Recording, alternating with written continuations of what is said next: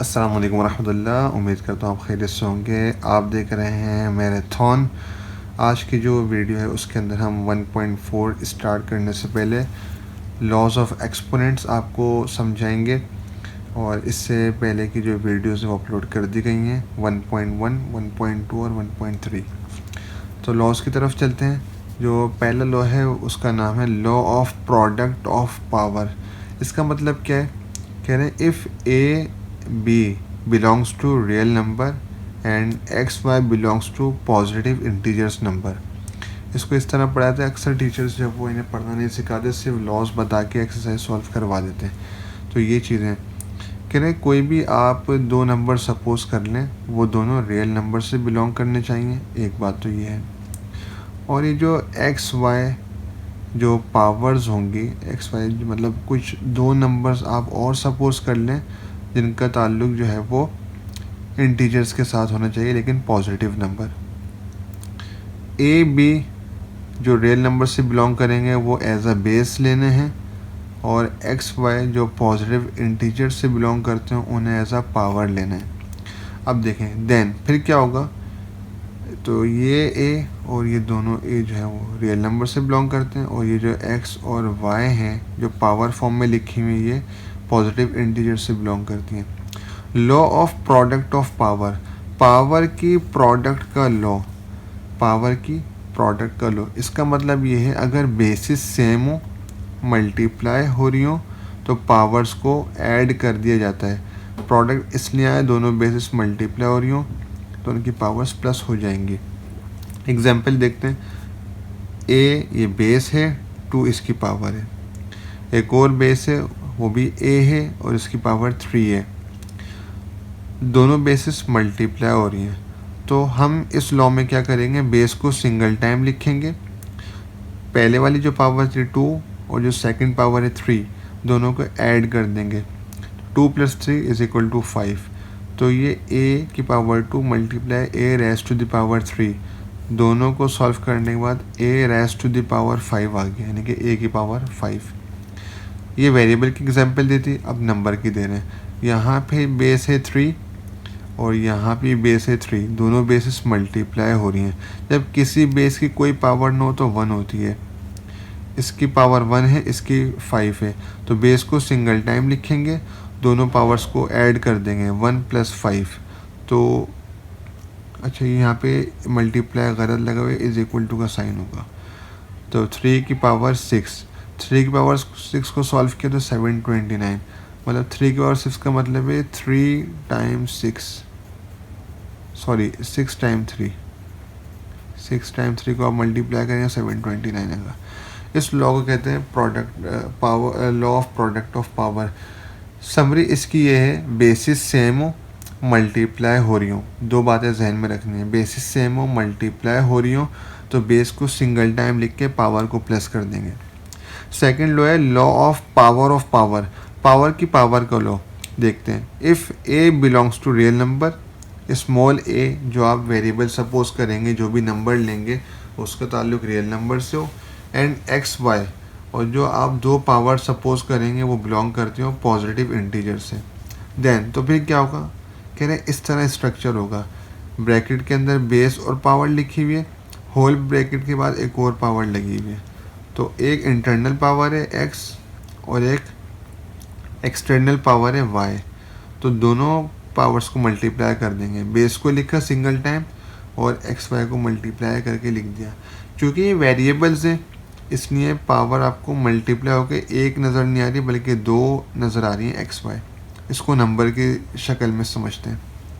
देखें बेस है 5, internal power है 2, एक्सटर्नल पावर है 4, तो बेस को सिंगल टाइम लिखेंगे, दोनों पावर्स को मल्टीप्लाई कर देंगे। 2 × 4 = 8, 5 रेज़ टू द पावर 8 हो गई। अच्छा ये जो लफ्ज़ है ना, ये इसको जैसे अगर हम लिखना चाहें तो इसको लिखेंगे 5 raised to the power, raised to the power. तो मतलब जो इसकी पावर रेज़ की है, बुलंद की है, बढ़ाई गई है, रेज़ टू द पावर, वो है 8। तो ये स्पेलिंग होती है इसकी। तो इसको कहते हैं law of power. Third law की बात करते हैं। अच्छा इसकी दो एग्जाम्पल और हैं, उनको भी देख लेते हैं। बेस है 6/11, कभी बेस फ्रैक्शन में भी आ जाती है। 6/11 बेस है, एक पावर है इसकी 4, दूसरी है 3, तो 4 3 12, तो बेस लिखकर पावर 12। इसी तरह पार्ट सी देखें, बेस इस टाइम नेगेटिव दी गई है, एक पावर है 3, दूसरी है 3, 3 3 9, बेस आ गई -3/4। यहाँ लास्ट में एक चीज़ उन्होंने की है, माइनस साइन को बाहर निकाल दिया, 3/4 की पावर 9 एज इट इज़ लगा दिया। उसकी एक वजह है, क्यों किया है ये मैं नीचे चल के यहाँ जो है ना रिमेंबर दैट यहाँ पे बताऊँगा। Law of power of a product, तीसरी बात ये है। नंबर 2 की मैं समरी बता दूं, बेस के ऊपर डबल पावर हो, पावर के ऊपर पावर हो, तो हमेशा पावर पावर से मल्टीप्लाई होती है। Law of power of a product, ये थर्ड लॉ है। कह रहे हैं for all small A and small B belongs to real number, सारे ए बी जो वेरिएबल आप सपोज करेंगे वो रियल नंबर से बिलोंग करने चाहिए।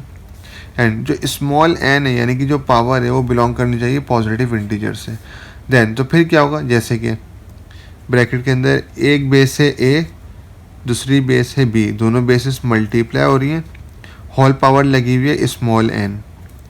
लॉ क्या कहता है, ये जो डिफरेंट बेसिस है ना ये पावर दोनों को दे देंगे, मतलब ये पावर एन जितनी ए की है ना उतनी ये बी की भी है।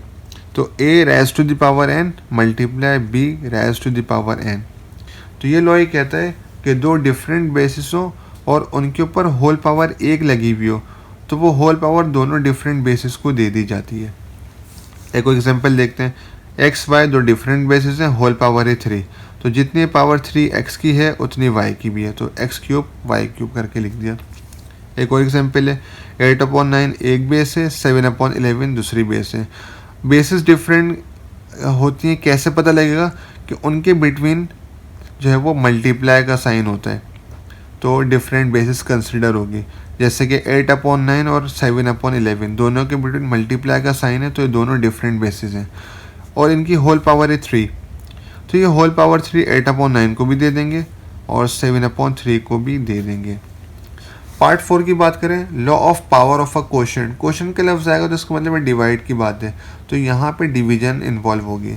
For all small A and B belongs to real number and small N जो पावर है वो बिलोंग करेगी पॉजिटिव इंटीजर के साथ। देन इस तरह A/B, दो ये रियल नंबर है, दो डिफरेंट बेसिस हैं, एक बेस है ए और एक बेस है बी, दोनों डिवाइड हो रही हैं, होल पावर स्मॉल एन लगी हुई है, तो ये एन जितनी ए बेस की है उतनी बेस बी की भी है, तो A raise to the power N divide by B raise to the power N लिख देंगे।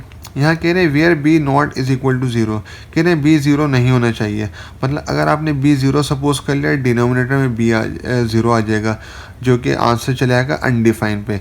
अनडिफाइन के ऊपर भी पीछे बात कर चुका हूँ, आप प्रीवियस वीडियो में देख सकते हैं कि अनडिफाइन क्यों होता है। एक और एग्जांपल देखते हैं, 5/8 की होल पावर 3 है, पावर 3 जितनी 5 की है उतनी 8 की भी है, तो 5 की पावर 3 डिवाइड बाई 8 की पावर 3 दोनों को दे देंगे। F/G की एग्जांपल है, तो ये पावर 4 F की भी है और G की भी है, दोनों को दे देंगे। फिर वही कंडीशन है G naught is equal to 0, G 0 नहीं होना चाहिए, आपने वेरिएबल के अगर 0 रख दी तो आंसर इसका अनडिफाइन हो जाएगा। पार्ट 5 देखते हैं, law of quotient of a power.